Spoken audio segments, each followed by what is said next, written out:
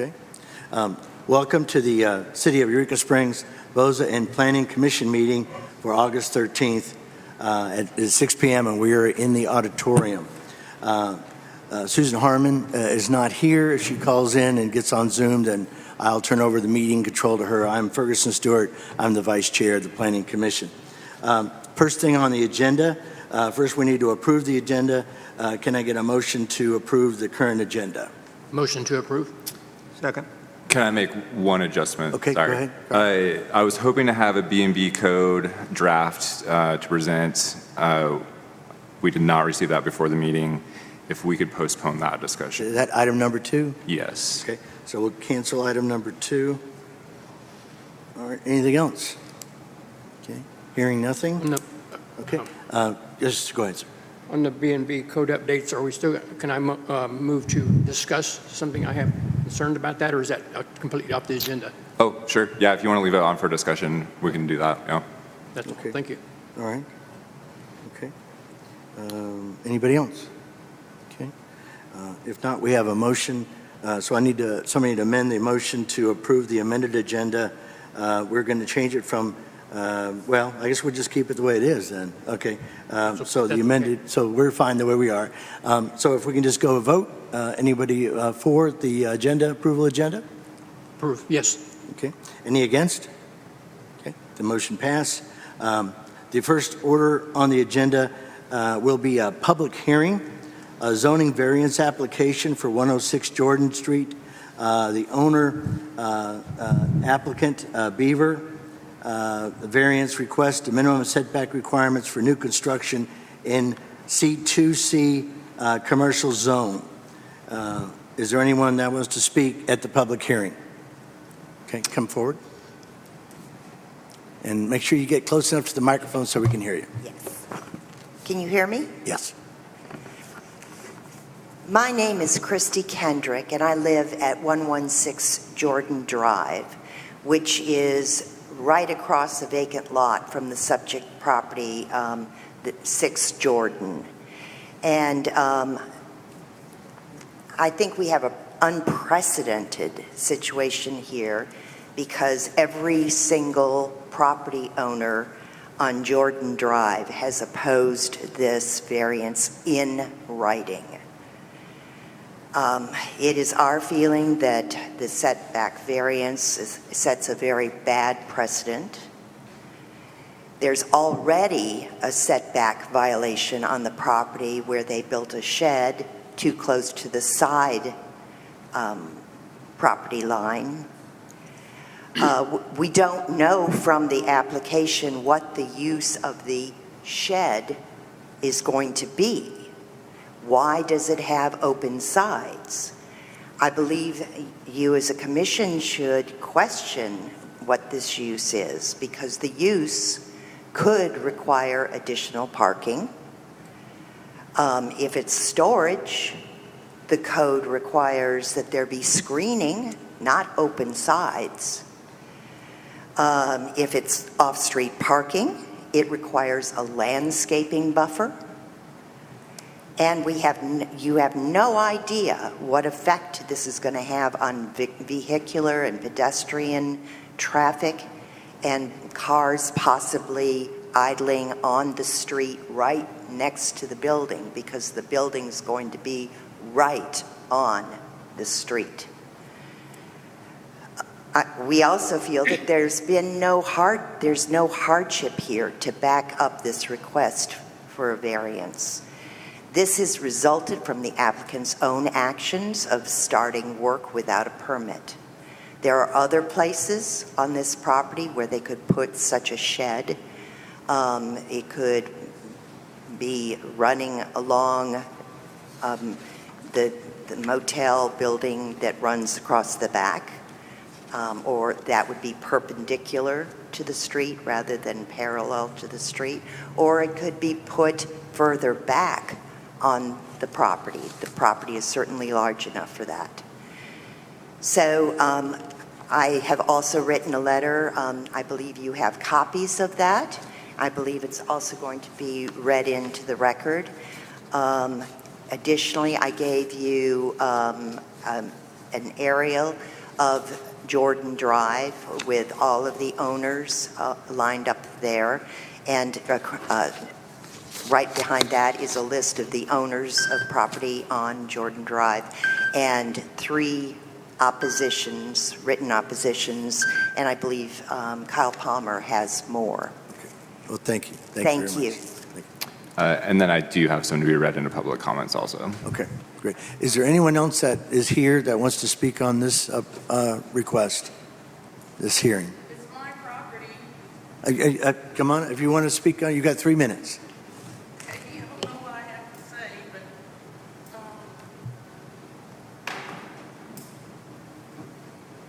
I just wanted to say that I started it Make sure you get close enough to the microphone so we can hear you. Okay. There we go. I started it with a permit. I had a building permit when I started it. And I had talked to Jacob, and this was before he quit. And he had told me where I could go 10 foot from the center of the road. And I come down and I got a permit and started building. And then a week later, I was told that I couldn't do it. I had to go through the planning commission. So I started on good faith. You know, I didn't start it without, well, I had the permit, and I do have the permit with me if you need that. And so it's, if anyone needs to know what it is a shed to park cars and trailers in.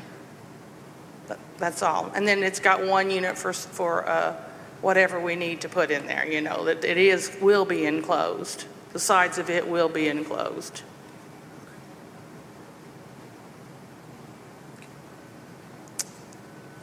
Is there any of y'all have any questions or anything for me? So we'll just do the public comments right now, and then once we hear the application, they'll be asking questions Okay. at the application. Okay, thank you. Yeah, thank you. Anyone else? Anybody else need to talk? Okay. All right. Go ahead. My name is Joshua Gillen. I'm Batsy's maintenance man. I was actually present there when there was the inspector came and was telling us how far we needed to come off the road. He actually said it only needed to be 10 foot, and I thought that was a little short, to be honest, so we actually moved it 10 foot from the side of the road, not from the center of the road. Okay, thank you.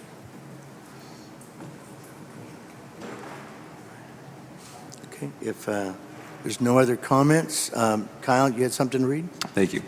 Dear Kyle, thank you for speaking with me last week about the zoning variance for setback requirements at 6 Jordan Drive. After much thought and a conversation with my neighbor, I am opposed to the requested variance. Please make my opinion known at the public hearing on August 13th. I will be out of town on vacation. Also, please let me know you received this email. Thank you. Sincerely, Susan Welford, property owner at Lot 5, Jordan Drive. To Boza, Eureka Springs, Arkansas, meeting 8/13/24, 6 p.m. Patricia Kearney, owner, 104 Huntsville Road, Ozark Village, and multiple properties on south side of Jordan Road. Having reviewed the variance requests submitted, existing Eureka Springs setback ordinance, and the work started thus far, it is evident that the new structure does not comply with the 10-foot setback requirements from the property line.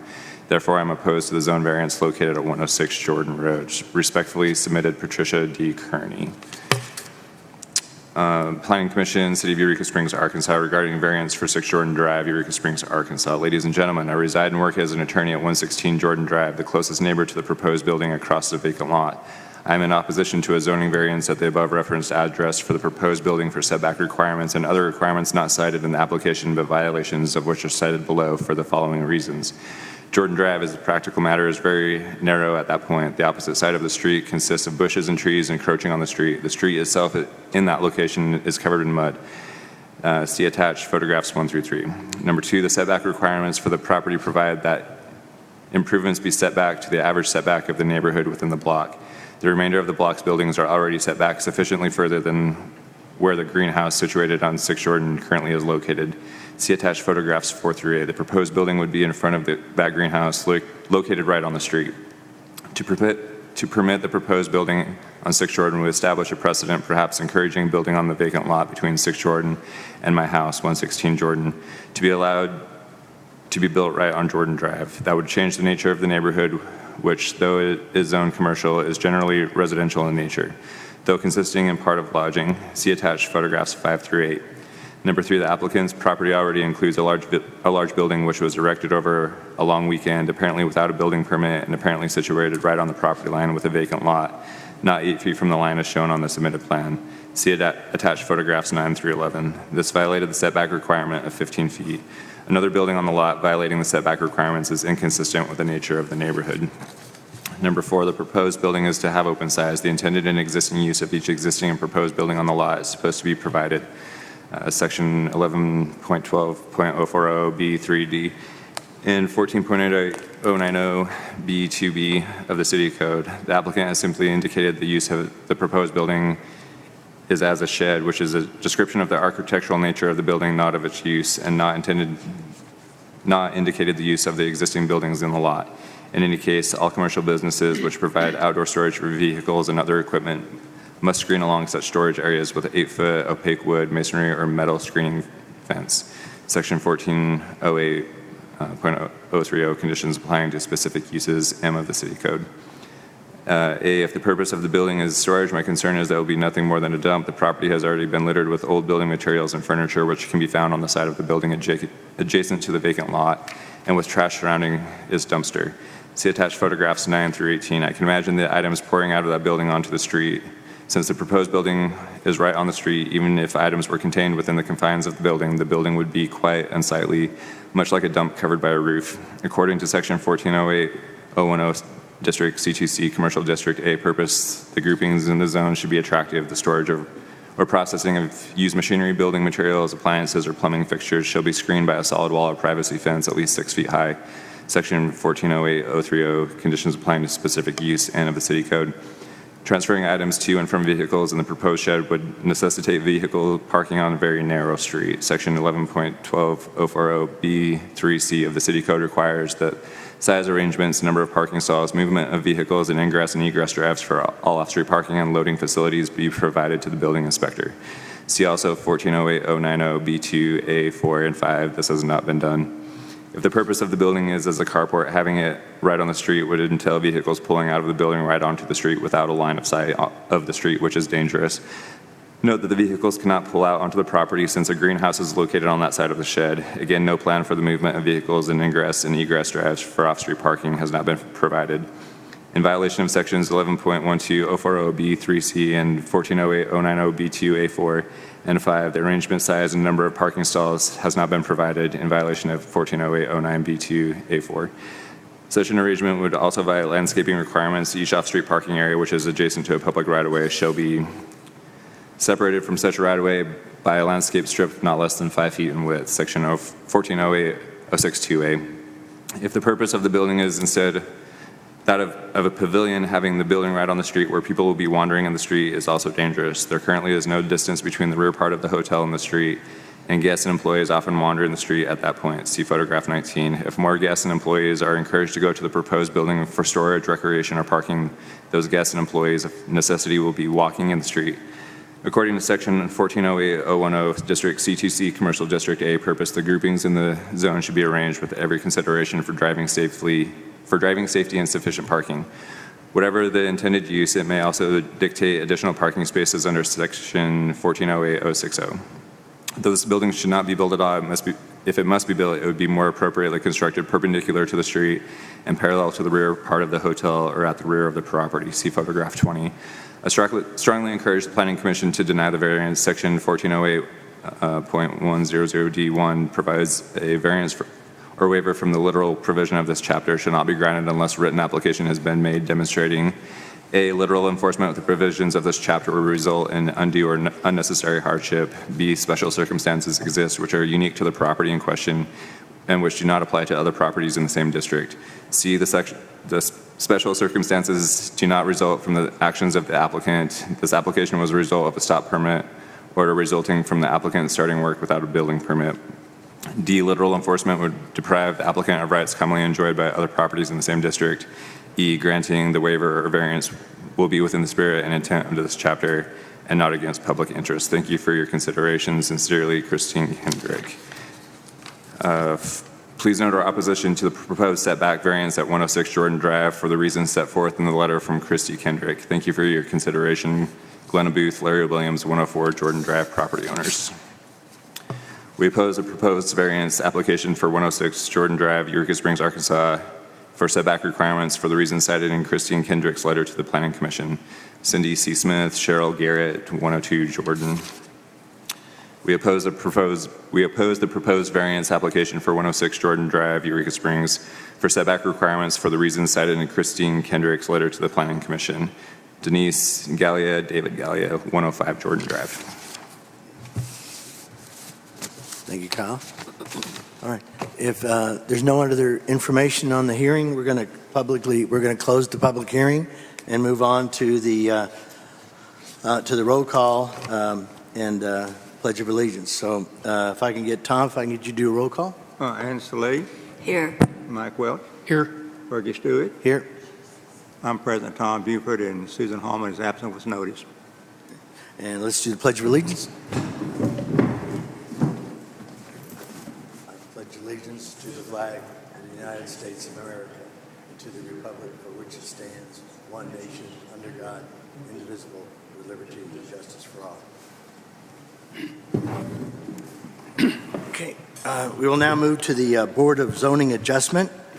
I need the approval of the agenda for the Board of Adjustment. Motion to approve. Second. Okay, we have a motion and a second to approve the agenda. All in favor of approving the agenda, say aye. Aye. Any opposed? No? Okay, so the agenda is approved. We have now availability for public comments. Again, public comments be restricted to the only item on the zoning, which is 106 Jordan Street. Any public comments at this time for the Board of Zoning Adjustment? Okay. Hearing no public comments, we're going to move on. We have no unfinished business. The new business is a zoning variance application at 106 Jordan applicant for a minimum setback variance for new construction in C2C commercial zone. Do I have a motion to discuss? Motion to discuss. Second. Okay. Okay, go ahead. I have a question for, I think, Kyle. Yeah. Does the building inspector have the authority to issue a building permit without bringing this to the Planning Commission? No, it should have gone through at least the commercial construction application before it went to the building official. And one more question. Is it 20% of the residents in the area are opposed to it? That can be a factor that can be factored into the decision to whether to deny or approve the proposal? Yes, you can take that into consideration, yes. Thank you. That's all I have. All right. And anybody else? Any other discussion? Okay.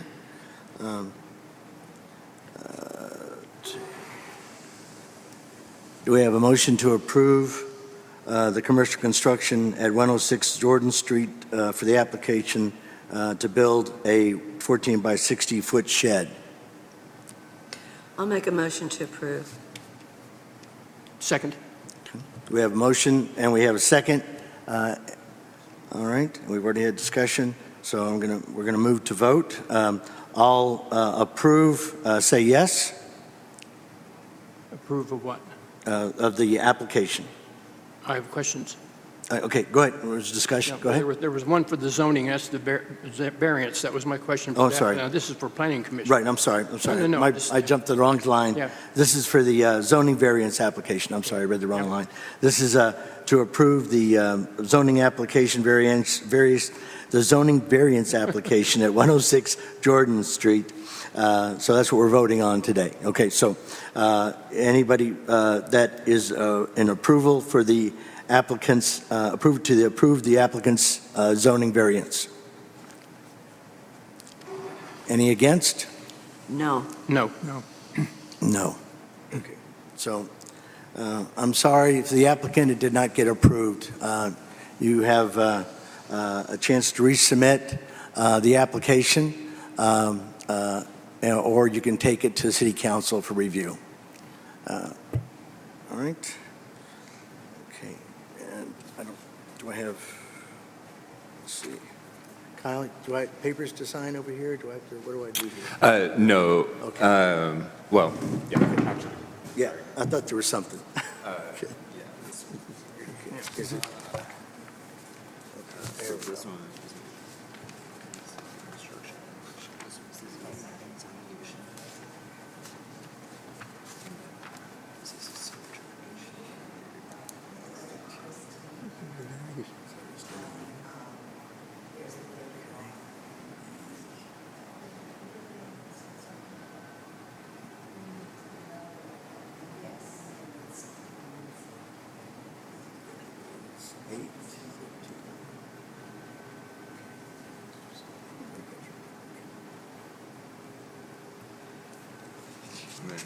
Is this 3 or is this 4? 4. Oh, Okay. oh, yeah. There we go. Okay. All right, thank you. All right. Okay. All right, I'm going to ask for an adjournment of the Board of Zoning Adjustment. Motion to adjourn? Second. Okay. Motion has been made and seconded for adjournment. All approve? Aye. Aye. Okay, we're adjourned out of the Board of Zoning, and now we'll adjourn the Planning Commission. I'll need a motion to approve the agenda of the Planning Commission. Motion to approve the agenda? Second. Okay. All right, we have a motion and an approval, a second. All in favor? Aye. Aye. All right. And public comments. Anybody wanted to comment on the on any of the agenda that's currently on the agenda of the Planning Commission? All right. Okay. Having no public comments, we're going to move on to unfinished business, which is none. New business, new commercial construction at 106 Jordan Street. Application is seeking to build a 14 by 60 foot shed. Motion to discuss? Motion to discuss? Second. Okay, we have a motion and a second to discuss. Go ahead. Any questions? In our code books, building permits, commercial, there is a process on new commercial construction after the Planning Commission has approved the applicant. And there is a plot plan, exact size, location of what the building is to be. I don't really see a picture here of what this is going to look like. Okay. Yes, it is a commercial zone, but it is more of a residential zone. I would like to see, maybe we postpone this and let them come back to the table with a more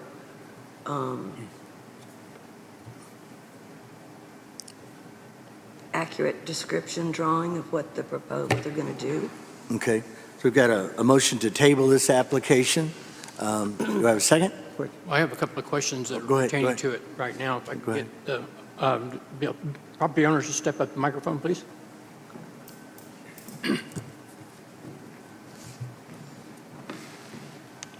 Hi. On the summary of facts, it's a proposal for a 14 by 60 foot shed. But you're under your application for new construction, you wrote storage and greenhouse cottage. And then on the use for the zoning, you put storage greenhouse rental. Could you explain what you mean by you're going to make it, what kind of, when you say cottage and or rental, is it going to be a? I don't know, I'd have to look at the application to try to decipher what I was thinking about when I filled that in there, but no, it's by the store, it's by the greenhouse, and it's not far from a rental that I have down Okay. below it. It's going to be used just to, right now I have a truck sitting over here and a trailer here and the trash boxes here, and I wanted to neat tidy it up, and I wanted to be able to put the trailer out on the end so we could put that in there and park a truck in there and a golf cart and another trailer, so it wouldn't be so messy looking back there. I try to keep things looking tidy and neat, and No, thank you for clarifying that. When I read it, it said cottage, and I saw rental. I thought, is she going to rent that out to somebody for any reason? Okay. no, and I kind of wanted to reply to it doesn't have any drawings as to what it looks like, because I did submit a rendering as to what it was going to look like when there it is, right there, right there. I have one more question for you, then I'll move on and let you. Well, Okay. that's Can we go? not, Can I Yeah, get my go last ahead. question? And this is the toughest question of all. I did not see any design in the design for sidewalks. All new commercial construction in the city is required to have sidewalks installed. Is that correct? I believe that is correct. Where would I put sidewalks at? Because we're just going to be pulling vehicles I in know, there. I can't say, but all in the code book, I can find it and give me about 5 minutes, but the code book says that all new commercial construction in Eureka Springs must include sidewalks. We had this, never mind, I'm not going to go back in previous history, but that is part of the code for new commercial construction in Eureka Springs, is to provide a sidewalk. We can look it up later, if so, right now, like you can continue your conversation with her, your questions. I will vote on the tabling so that we can address this again, but I wanted to make you aware of it, that there is in the code for any new commercial construction that sidewalks are required. So I just thought you might. The commercial is way back on 6 Jordan Drive, though. Is that, It Needed doesn't sidewalks, specifically maybe? say about what the structure is actually going to be on the property. But any new commercial construction in Eureka Springs is required to have sidewalks. So you might look into that before, when okay. you resubmit and all that, but I'll let you go ahead and carry on your Okay, question with Ann. did you see what I had submitted for a picture Well- right there? Can I show it to you or just explain looks- to you? I mean, I'm thinking more of an architectural rendering on this. is just a non-expensive building. I don't want to have this be an architect, but this is the front here, where you pull into the units. There's one solid unit that I was going to just use for whatever, and this is the front of this one, and it'll be pulled into the end, and this is the back. And so this is hidden from Jordan Street. No, You won't you see can any of that from Jordan Street. Well, you won't see this from Jordan Street, but this is the back of it. For Jordan Street, we'll see that, and possibly the sides when you come down. And all that's closed in. No, it's open. This is just like boards that I'm going to put in there. I'm going to make it, so people just can't walk in there and drive something out. I guess they could anyway. It's not that closed, but that's what that looks like.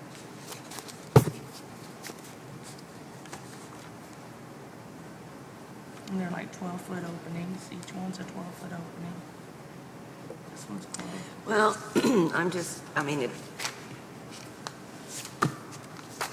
I'm trying to think how this would affect the people living on Jordan, the way that it looks when you drive down the street.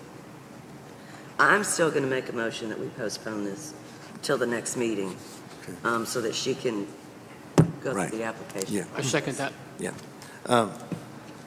Yeah, and so we have a motion and a second to table the application of new commercial construction at 106 Jordan Street. Can I have a yes for those approving? Yes. Yes. Yes. Yeah, okay. Any noes? No? Okay. So we're going to table this. That'll give you some time to work with Kyle and the new code. We have a brand-new code officer that's been hired. I can't remember his name again. Paul Sutherland. Paul Sutherland. It may be best for all because it sounds like you had a false start. Everything was kind of didn't happen the right way. So this will give you a fresh start of it, and you won't have to reapply. You'll just be able to. We're just tabling it till our next meeting. And then by then, hopefully, we'll have a little bit more. You'll have more information from the new code officer as well as any of the things that we're talking about tonight. Okay. Is that like 30 days? Right. I have concrete holes in the ground. That's the vote. That's the vote of the planning commission right now. We're going to table it till next meeting. Since we've turned the variance down correct, Right. so she's got to move something, even if we have a new construction application. Part of what she's done is invalid anyway, because Right. it's within the. Yeah. So I don't know where if you can utilize the back part of the construction you've done where you pour the concrete and set your, what, 4x4s or whatever, where you can utilize those or not in your new application, or I presume your front of your building is going to have to be, it's gone anyway as far as the, Well, that greenhouse comes up halfway of that building. So if I use, are you talking about moving the front of the building where we have you have concrete on both ends, on the front and the back of the building? Right. And you're saying if we took the posts out of the back and just leave the posts in on the front, is that what you're talking about? yeah, I was just saying, I wasn't sure if you could, possibly utilize the back post some way in a new application, because you're going to lose the front part anyway, because you didn't get the variance, so it's not going to fit. So So, I then, mean, even if I tried to go through the commission, planning commission, or Yeah. anything, it's not gonna work? Is that what you're telling me, that it's gonna be turned down even if I tried to go to the planning commission? Yeah, well, I think, go ahead. Well, We did not approve your request for the variance. You have a right to petition the city councilors to appeal that. But as of right now, your variance is not, I don't want to apologize. I mean, based on the discussion, we voted to deny your application for variance. So as of right now, unless you appeal it to the city council, you have to move the property line back. It doesn't matter what you've done so far. all right. Is that correct? Okay, that's correct, yeah. City give me that permit, Right, I understand. And the new code officer we'll get Kyle to get in touch with you and get that started, so we can go out there and do a survey and talk to you directly. Okay, but that's all we've got. Okay, so we're going to move on to the next item, which is approval of minutes of July 9th. Motion to approve minutes of July 9th. Second? Okay, we have a motion to approve and a second a motion for approve the minutes of July 9th and a second. All four? Aye. Aye. Okay. No against? Okay. All right. And then we're going to do a discussion of B&B code updates. Michael? Yes. Yes, go ahead. First off, I can make sure I'm doing this correctly. Okay. On the B&B definitions, I move to strike the words "meals are provided" on the definition of 14.08140 from "meals are provided." I want that stricken. I move to have that stricken, and I want to insert the words "meals are prepared and served by the owner or the on-site manager." If you look in the Okay. code book, Right. under bed and breakfast descriptions, Uh-huh. on the third line, it says, lodging and meals are provided generally no longer than 30 days.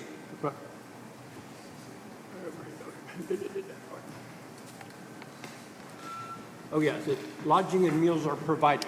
Right. So you I want to want add? to strike that. you I want- want to put meals are provided and put meals are prepared and served by the owner or on-site manager. Okay. And what do you think? I have no problem with that. Can I ask why the change? Well, but we're having some conflicts as far as I know. I'm still kind of new at this. What constitutes a breakfast from a bed and breakfast? If somebody leaves a box of cereal on there and they're not anywhere around, is that considered a breakfast for the bed and breakfast? I'm trying to clarify that you have to say that the on-site manager or the owner has to be there and prepare the meal.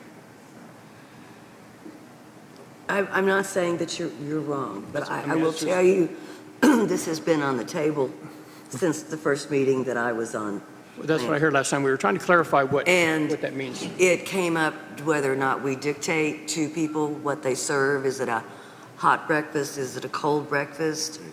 I did some research on it. You'll find bed and breakfasts that offer a cup of locally ground coffee and a homemade croissant. You'll find continental breakfast. You'll find full sit-down breakfast. Personally, I think it's up to the consumer. If they want a Pop-Tart, they'll come back. But I understand exactly what you're saying. I don't have a problem with it. We don't have the draft yet. Yeah. So we can add that when we get the draft. Okay, to clarify, I'm not dictating what is to be fed or what is to be supplied, not dictating that. I'm dictating that instead of saying meals are provided, which could be somebody Right. leaving a Pop-Tart there.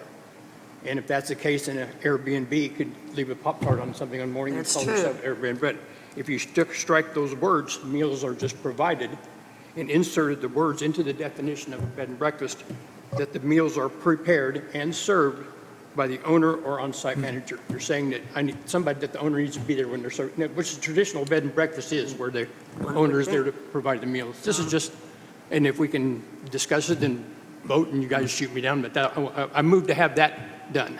So that's my, Are there some tourist lodging or B&Bs that are using a bakery something to bring them croissants, make on a daily basis where they make I'm fresh sure. pastries or whatever, and you I'm order sure them? there are. I mean, we even have one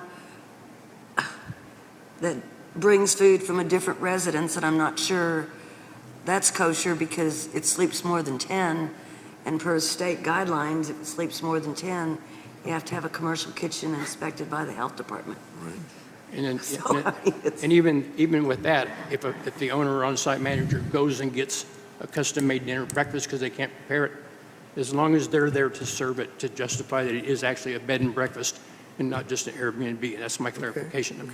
I just want to have this words, the change made from meals are just merely provided to meals are actually served and prepared. Prepared could mean go to the restaurant and get Right. something. Yeah. Served and prepared, sure. And we can wait, I'm going to say, until we get the actual. Sure. I mean, Okay. But now, since I But that's a moved- great idea. I think it's good. Since I moved it to have that done, don't we need a second and/or ignore it? What do we do next? I moved that happens. Well, if we second it, then all you have to do is take that language and shoot an email to Yeah. Kyle, and we'll get that in there. That's what I'm doing. I'm just going. Well, I that's what I'm second, trying- I second I'm it trying to- then. So it's been, trying to it's get- been motioned and seconded that we add the verbiage of served and prepared to the ordinance. Yep. And Michael will submit that to Kyle. So we can vote, if I can get a vote from the commission? A yes vote? Yes? Yes. No. One no, three yeses, uh-oh. That's okay. So it doesn't pass. Okay. Okay, so it doesn't pass. That's We all don't I have need. enough. I'm just yeah. learning how to do this. so No, I'm no, sure that's I have to move. understandable. The Understandable. prepared part, I mean, if somebody, if you have a contract with somebody that does bakery and you call them and says, I want you to deliver me 12 croissants every morning at 7 o'clock, that to me doesn't mean prepared, because if somebody delivers them to the site, that's not preparing them. That's the only problem I have with the word. I mean, when, if, I understand what and you're saying. I have looked up one or two B&Bs, and some of them I think are having somebody prepare fresh Greek donuts or croissants or whatever, some kind of tart, and having delivered to them for their clientele. And it's not done on site, but it is. And I guess I just have a problem with the word prepared, because I think preparing means you're doing it on site. You're preparing it. If somebody delivering me a croissant is not, I don't think that's preparing it. I got you. That's all. It's fine. Yeah, if we shut it down, we shut it down. That's No, cool. no, that's fine. I have No, no it's problem. good. Well, we can think about it and bring it But that's back good, up that's a again. good discussion. Like I said, we don't Good even discussion. have right. the draft yet, so. Yeah, and I appreciate you guys taking the time to listen to me now that. Oh, yeah. all shot You're down. doing My- great. my- We went through one time talking about how many kilograms or carbohydrates and all Yeah, that. that's it, yeah. Okay. Do we have anything else on the I didn't B&B code updates? I didn't want to get into the weeds, I just wanted to That's all right. No, clarify you're what fine. a So breakfast is defined at for a bed and breakfast, regardless Right. if that's brought in, Right. but as long as you have the owner or the on-site manager present it to the customer, Sure, then sure, you're, it's sure. actually the physical part of the owner being there as a bed and Oh, yeah. breakfast versus a Airbnb where they just toss it on a counter. Okay. Anyway, thank you for your Go time. ahead and move on to number 3, discussion Colleen, of you got a parking permits. Sorry, I Sorry, just go wanted, hey, if you want to come up with a different variations of that, and we can present it and see if there's one that works better, and add that to the draft. But yeah, just because this one didn't pass, don't feel like, Thank you. yeah. Thank you. Appreciate you guys. Okay. Thank you. All right. Appreciate your patience with me. All right, so we're going down to parking permits. Michael? Once again, It's okay. we had the workshop here. Yes, we did. So I want to clarify that 2332 ordinance does not exist anymore, right? It was It repealed. does not. It was repealed. That ordinance was I repealed. do not know. Yes, it was. Here it Yes. is. I have a copy of it. You have it repealed, it was repealed? Yeah. 223 was repealed, It was okay. 2353, ordinance Okay. number, an ordinance to revoke the ordinance number 2332, the Spring Street Residential Parking District. Okay. Oh, yeah, no, you're right, that was repealed, yes, yeah, I'm sorry, my brain went, Okay. yes. Make sure I move this first, and then we have a discussion. I'm trying to get this straight. I move that any residential parking permits issued related to 2332 to be revoked and returned to the issuing office. That's what I move. Okay, I don't understand. If I guess I clarify it, then I want to make sure I would say the right thing. Okay. So there is no 2223 Yeah, right now? so do the residents that were 223. issued the parking permits, the hang tags, do they still have them in their possession? Oh, those, okay, so I don't know. I'm sure they do, Okay? and I don't know, we haven't set another workshop on this issue, because I'm guessing if we move forward and we end up doing it, it'll be a totally different permit.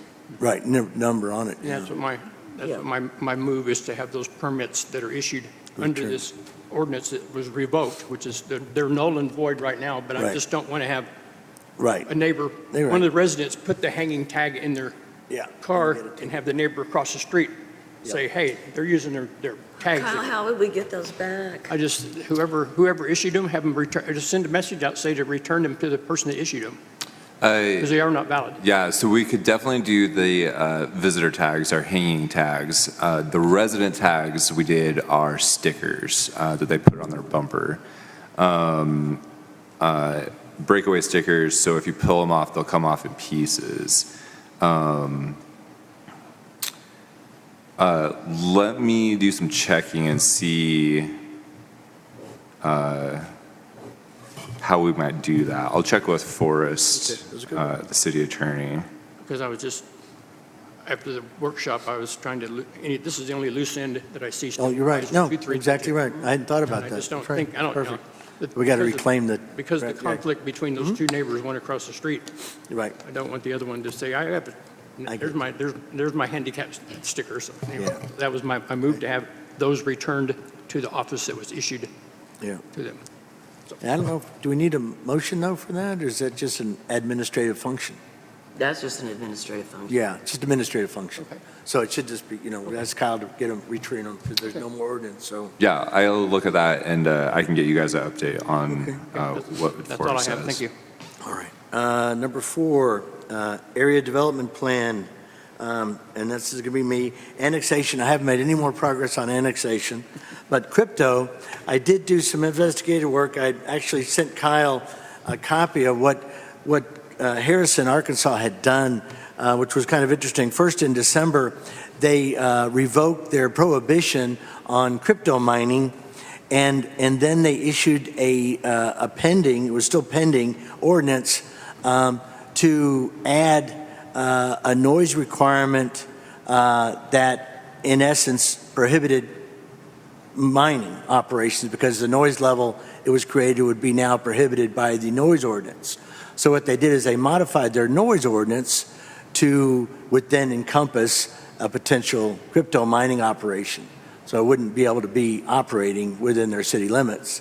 That's still, I asked Kyle, he's going to get, unfortunately, when I tried to get you guys a copy of it, they only copied one side of the ordinance in their online thing, so it was only every other page. So I didn't have the full ordinance, so we're going to get the full ordinance and take a look at it. But that is something we could do instead of actually, that's why I'm kind of concerned about if we write an ordinance specifically on a type of business and they change the wording of the type of business, then we'll be chasing our tails. But if we write the impact to us are noise, power requirements, and those kind of things, then if we have an ordinance already with restrictions of noise, which we have in city limits, we could actually enhance our noise requirements to include those kind of operations. So that's kind of an interesting way of going about it, and that's what apparently Harrison has done, is they've decided that they can't head on, but they can, the result, so they wouldn't be able to operate their buildings. Okay. Okay, so anyway, an interesting way of dealing with it, and the same would go for the for the wind would be the same type of thing, the wind operation. But again, I think our construction restriction of our height requirements now on the concerned construction would kind of fall into that too, because, they're, I don't know, how many feet taller are these windmills? So, but they're 72 feet much, or something like yeah, they're much bigger than a normal structure, which we have a height requirement in our construction permit requirement. So, 45 feet or something? Yeah, yeah. They go 45 feet. yeah, to get it's there. pretty high. So I don't think it wouldn't pass the construction. You would have to come to us as a special easement requirement or a change in. So I think the possibility of that happening again is very remote. But I will get you the Hair Center. Maybe we could adopt that, throw it up to City Council and say, here, add this to our noise ordinance, and that would take care of the potential crypto mining. I Okay? want to bring a question. Yes, sir. Go ahead. This purpose of this is to regulate the crypto mining requests and to affect the neighbors and whatever we're trying to do to protect the community. We are Right. not trying to outright ban No, crypto. no. Just want We're to just clarify that. trying to protect the community with our current ordinances, Yeah. because that's the impact. Yeah, It's the exactly. community impact Yeah, is I what we're just trying to don't- prevent. I don't want to give the impression that we're trying to set guidelines in order to. No, ban no, something. because Okay. still today, matter of fact, one thing I was looking at the other day was apparently the mining operation has gone into your home now. So you can actually buy an individual crypto mining machine and operate it in your home. So if we were to pass an ordinance saying it's banned, you're going to go into everybody's house and see if they're, no, so you wouldn't know. Yeah. Because it doesn't affect anybody else other than an individual that's invested in that. So, yeah, that's what I'm looking at. It's the impact to the community. Okay, good. So- Thank you. all right. So we got number 5, discussion of non-conforming. Sorry, can I Go make ahead, one go comment ahead. on Go ahead. the number 4? Yeah, go ahead. So I had reached out to Jim Von Tunglen at the Municipal League, told him we're looking at annexation, crypto, wind.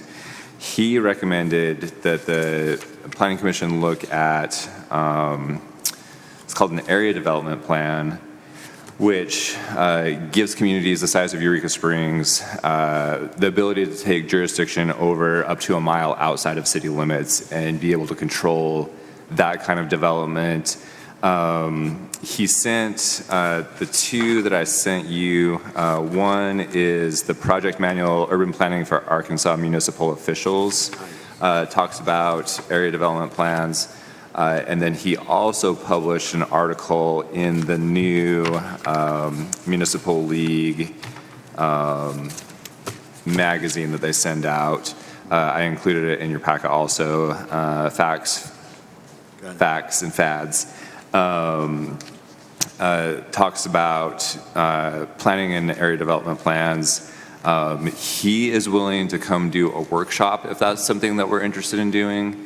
And I would be happy to set that up if that's something you would like to look at a little bit more.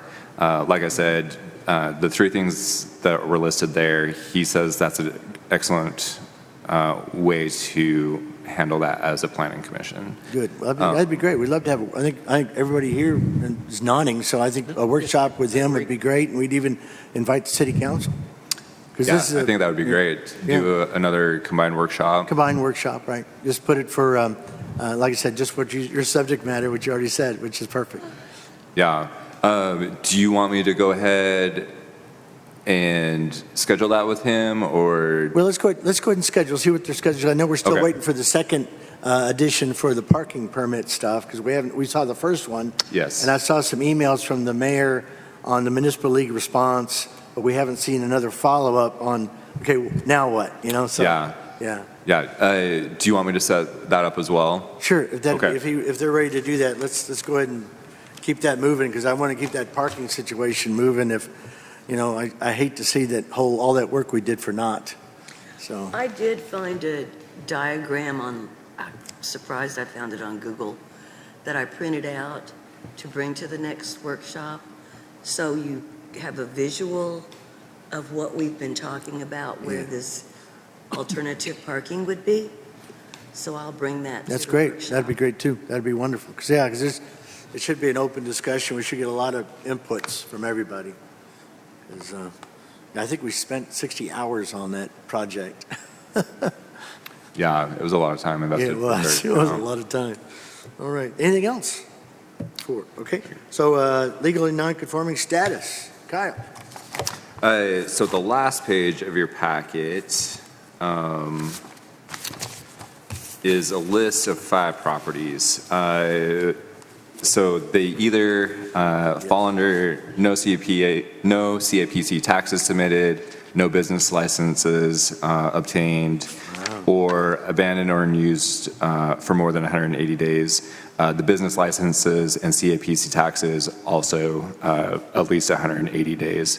I would like to ask you for a vote to schedule a show cause hearing. I will send out the notifications, and if we could schedule that for the next meeting, update the LNC status in City Code Book to reflect that. Okay. Okay, so the only question I had is for his no cause, or for a show cause hearing, how much notification are that we required to give them? I mean, do we have is there a timeline? I don't remember a time limit, but I will double check on that. Okay, if it's more than 30 days, then we probably ought to do it for whatever that, if they have we don't want to, get into a legal issue at the beginning and, Yeah. Okay. Yeah, I will find out if there's a time frame on that. Yeah, but I agree, we should do that. I would like, any motion to follow up and do a show cause hearing for the 5 addresses here, 5 addresses that are not in compliance of their license requirements. Second that. Okay, so do I have a vote? Yes? Yes. Okay, and so it's unanimous. So yes, so we have, so Kyle, yes, we want to do a show cause hearing. Okay. At the, at the next meeting or whenever, like I said, that legal, whatever that time frame is for them to be notified. All right. Yeah, I will update you on that. Okay, great. Good work on that. That's that's meat. That's right. You call meats and potatoes right there. That's the meat right there. That's good. All right. Number 6, agenda setting for September 10th regular meeting. Do we have anybody wants anything on the agenda for the next meeting? We've got some things that are going to carry over. We'll have, I guess, number 2 will carry over, the discussion of B&B code updates, parking permits, and, of course, area development will carry over. And then we'll find out about the cause hearings. But that's it. So is there anything other than those that you guys want on the agenda? No. Nope. Okay. All right. Commissioner comments. Ann? I don't have anything. Okay. Michael?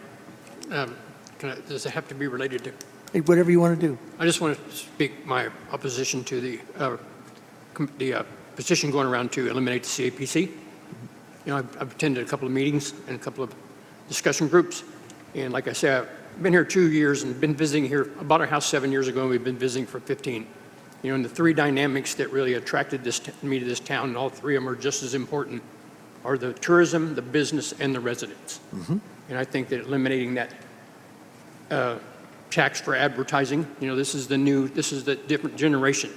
Word of mouth, going to talk to your cousin Johnny about how cool something is not really working anymore. You need to have a social media, internet advertising to get the word out like that. So I just want to give my strong opposition to that petition to repeal the CAPC. Okay. Is that it? Okay. Tom? No comments. Okay. And the only comment I've got, guys, is this is my first meeting to host, so I hope I didn't screw up too badly. Good job.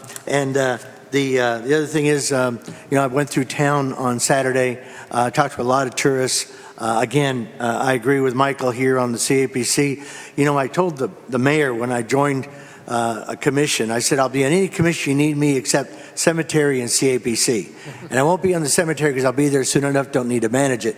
The second thing with CAPC is just too crazy. I couldn't keep up with it, and it just scares the heck out of me. But those people serving do a good job, and I think that oversight is important, and I think that we need to have it. And I look at those ads on the TV that I see every once in a while about Eureka Springs, and I see the awards we're getting. It is a result of the CAPC's work. So like all our commissioners, we're voluntary, and we don't get paid for it. We do it out of love of our city, and I think CAPC is a representative of that love. So, and that's it. If I have a motion to adjourn. Motion to adjourn? Second? All right, and that's it. We're adjourned. Thank you.